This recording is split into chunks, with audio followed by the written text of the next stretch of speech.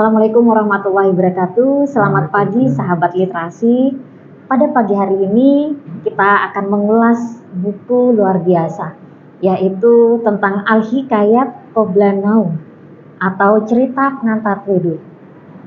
Saya di sini ditemani oleh Bapak Fujianto yang merupakan salah satu penulis dari buku yang akan kita ulas pada pagi hari ini. Ya, luar biasa. Ini adalah buku ke-15 yang beliau tulis. Namun khusus buku ini beliau tidak sendirian ya Pak ya, tetapi merupakan bersama teman-teman beliau untuk menulisnya.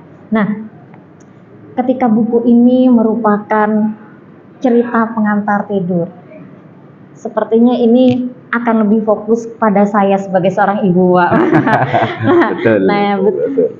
Jadi sahabat literasi, ini tidak hanya bermanfaat untuk kita sebagai guru, untuk kalian sebagai anak-anak, tetapi sekarang kita juga buku ini akan berdampak kepada para wali murid ya Pak ya. Betul.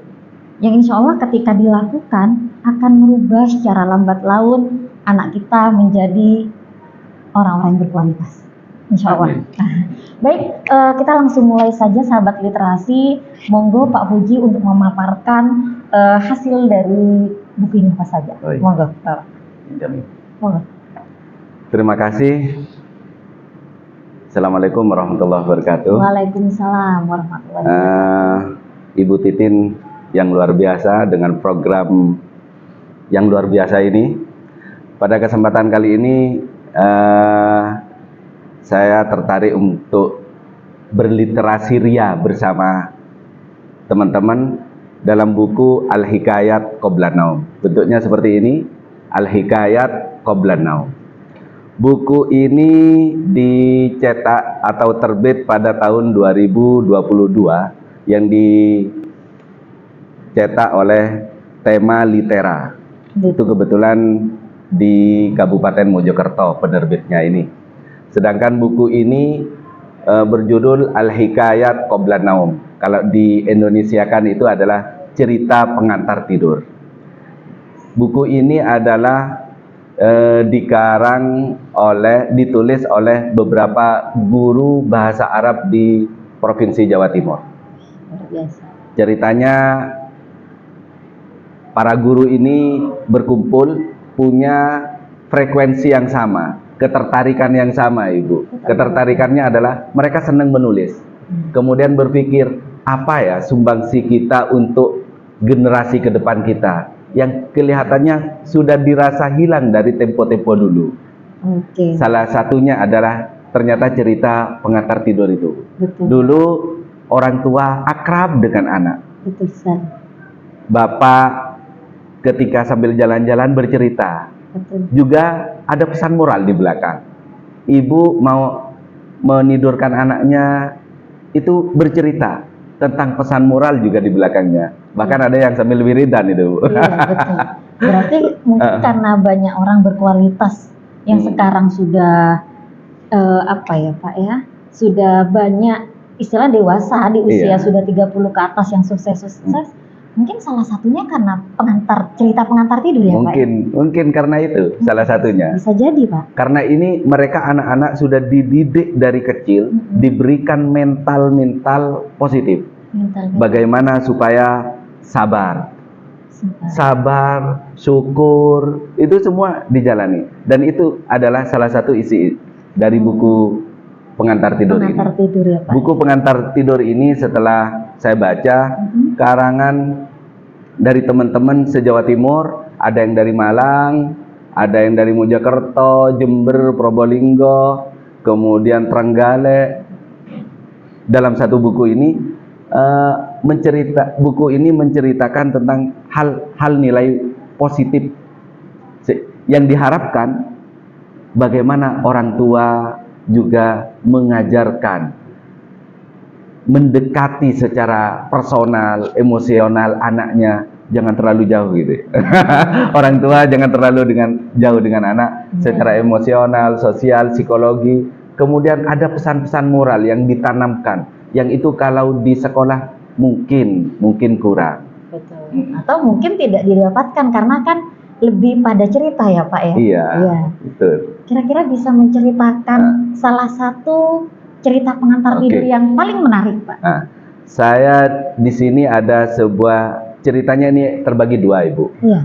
Di buku ini ada yang cerita targetnya ke anak-anak Iya. dalam bentuk fabel.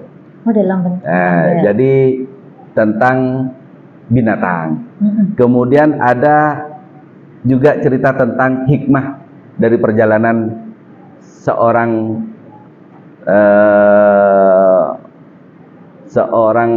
sahabat pada tempo dulu ketika dia menjalani proses kehidupannya. Judulnya salah satu cerita yang ada di dalamnya itu Bu, Birrul Walidain. Birrul Walidain. Birrul Walidain itu artinya adalah berbuat baik ke orang tua.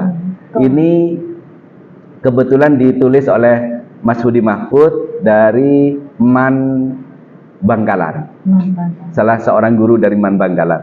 Ceritanya gini. Ada di sebuah desa itu ada seorang yang sudah tua, punya 4 anak.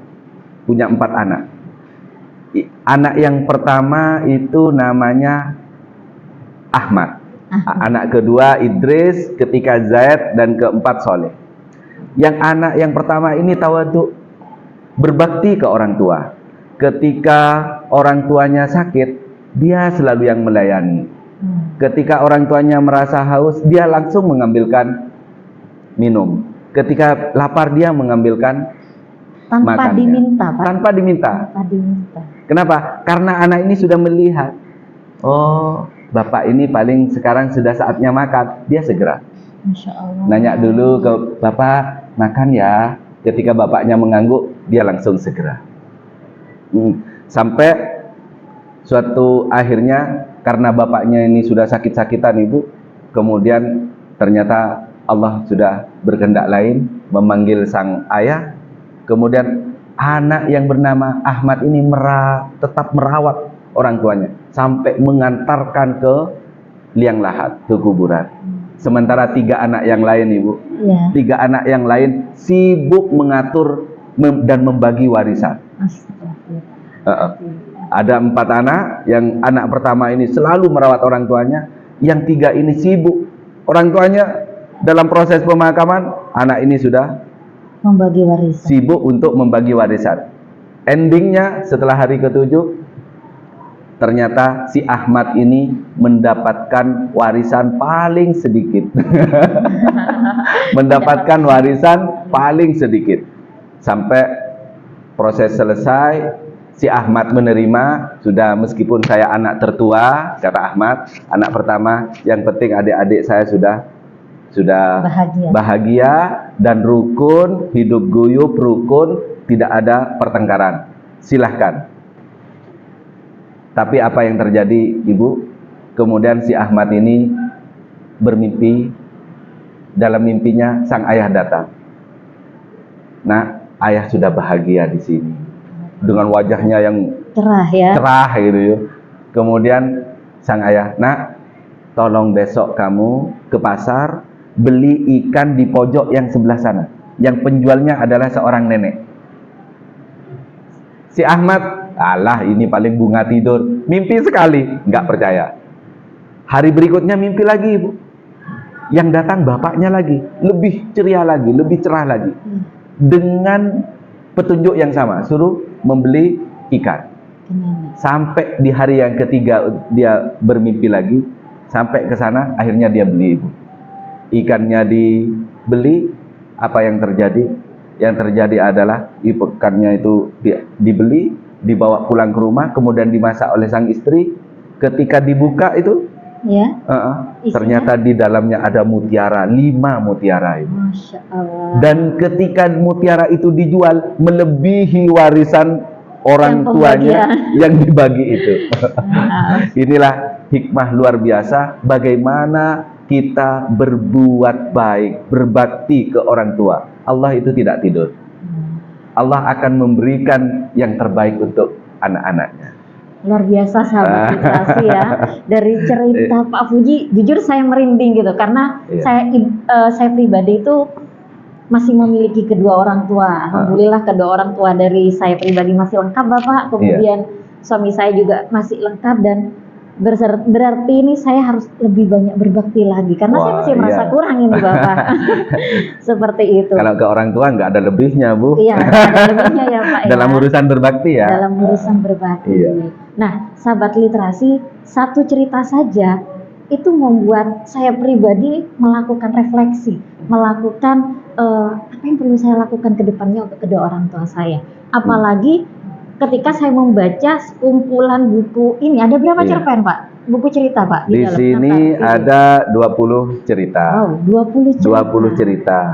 Yang di dalamnya itu salah satunya ya cerita yang tadi itu Ibu. Ini kandungan yang disenangi oleh teman-teman penulis adalah kandungan moralnya Ibu. Itu pesan moralnya. Pesan moralnya supaya menjadikan bolehlah kata penulis ketika kita kumpul itu. Hari ini kita tidak dapat, tapi mungkin 10 atau 20 tahun lagi ada generasi yang akan menjayakan Indonesia dengan cerita ini. Allah, semoga sahabat literasi yang di depan saya, khususnya anak-anak kami, akan menjadi generasi emas ya Pak ya, generasi emas Indonesia. Dari cerita pengantar tidur yang sederhana, tapi mampu memberikan makna yang luar biasa. Baik Pak Fuji, saya tertarik nih dengan kisah si Ahmad dan saudaranya. Apa yang membuat saya tertarik? Kenapa ada perbedaan ya Pak ya? Ketika seorang Ahmad dengan saudara-saudaranya, yang satunya begitu taat sama orang tua, dan yang ketiganya ini malah kebalikannya. Nah, menurut Pak Fuji, apakah ada perbedaan pola asuh dari orang tua? Ataukah orang tua mungkin bisa dikatakan hampir lupa gitu kan dengan pola asuh yang anak pertama sehingga tidak bisa dilanjutkan dengan pada anak-anak berikutnya begitu. Monggo Pak Fuji. Kalau saya melihatnya Bu, faktornya itu banyak. Banyak ya Pak. Tidak hanya faktor orang tua saja yang mempengaruhi terhadap perkembangan pendidikan pikiran anak. Faktor pendidikan si anak juga, kemudian faktor lingkungan juga. Kemudian saya tertarik juga Ibu, ada sebuah kisah inspiratif itu tentang orang tua. Ada Sayyidah Halimah, dia usia 105 tahun, punya 5 anak, semuanya anaknya soleh semua. Masya Allah. Punya cucu 15, cicitnya 50. Dia masih 150, usia 150. 105 apa 150? 105, maaf, 105 tahun. Ketika ditanya resepnya itu Ibu, kenapa sampai Ibu ini kan Syarifah ya, keturunan Nabi lah. Ya, betul. Kemudian ditanya apa resepnya, beliau menjawab, saya mendoakan terus kepada Allah. Saya setiap malam sholat 5 salam. 5 salam itu berarti 2 rakaat, tapi 5 kali sholat. 5 kali sholatnya. Ditujukan untuk siapa? 5 anaknya ini.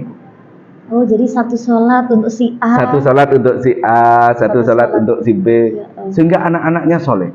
Terus untuk cucu saya doakan. Doanya apa? Saya hadiahkan Fatihah kepada cucu si ini. Cucunya dihadiahkan tiap cucu 10 Fatihah. Alhamdulillah. Sampai cicitnya yang 50 itu Ibu juga mendapatkan hadiah per satu cicit 10 Fatihah. Akhirnya yang terjadi itu Ibu, orang Sayyidah Syarifah ini orangnya masih segar di usia 105 tahun dan keturunannya menjadi orang yang luar biasa, pecinta ilmu dan sosial yang tinggi. Luar biasa sahabat literasi ya. Dan ini juga kisah yang seandainya dijadikan pengantar tidur, ini membuat akhirnya ya berarti kita harus lebih baik lagi begitu ya Pak ya. Iya. Kalau saya melihatnya orang tua di sini Ibu yang punya peran penting terhadap pendidikan si anak. Kenapa? Karena orang tua itu akan mendidik dengan hati. Mendidik anak itu dengan hati. Betul. Meskipun dia emosi, tapi emosinya itu dia dengan hati. Kalau dalam kondisi pahara, dia harus mendidik anaknya dengan pukulan karena boleh nih ya, Iya. memukul, tapi di tempat tertentu. Di tempat tertentu. Tapi dia ketika dia mau memukul, diiringi dengan salawat. Allahumma shalli ala Muhammad. Ya Sehingga apa? Terjadilah proses pendidikan yang itu luar biasa. Betul Bapak. Wah, sahabat literasi luar biasa ya. Apa yang diulas oleh Bapak Fuji, cerita sederhana, tapi namun luar biasa ternyata. Saya pribadi ketika saya masih posisi sebagai anak, karena saya masih memiliki orang tua, itu saya berpikir bahwa, wah berarti saya harus lebih baik lagi begitu. Nah, menurut Pak Fuji nih, Iya. apa yang bisa kita berikan kepada audiens yang berada di luar sana? Mungkin kalau bisa khususan nih, bagi kami, teman-teman guru, bagi anak-anak kita SMA Negeri 2, baik yang masih di sekolah ataupun para alumni dan para wali murid SMA Negeri 2 Sumeneb. Karena buku ini buku luar biasa menurut saya, Pak. Iya. Untuk anak-anakku di Semada dan para pemirsa acara yang luar biasa ini, yang pertama pesan saya adalah biasakan untuk berliterasi. Dengan literasi kalian akan mengambil hikmah yang luar biasa dan akan dijadikan pegangan hidup kalian untuk sukses ke depan. Untuk para orang tua dan wali, didiklah anak dengan hati, ajari anak dengan hati, sehingga mereka akan menjadi generasi emas untuk Indonesia ke depan. Baik, terima kasih banyak ulasannya Bapak Fujianto, luar biasa. Kita doakan semoga Bapak Fuji akan terus menginspirasi kita dengan tulisan-tulisannya. Dan sebentar lagi perlu kami informasikan bahwa beliau akan berangkat mewakili Jawa Timur untuk sekolah di Mesir selama 2 minggu ya? 20 hari. Oh, selama 20 hari. Dan satu-satunya yang ada di Jawa Timur yang disekolahkan secara gratis ya Pak ya. Karena karya beliau, karena dedikasi beliau. Nah, dari buku yang barusan kita ulas, ternyata ada satu kesimpulan dari saya sebagai pembawa acara, bahwa untuk menjadi generasi luar biasa itu diawali dari orang tua yang luar biasa. Baik, itu saja dari kami. Terima kasih banyak. Untuk program Edukasi Tanpa Batas kita selesai pada pagi hari ini. Salam literasi Bapak. Salam.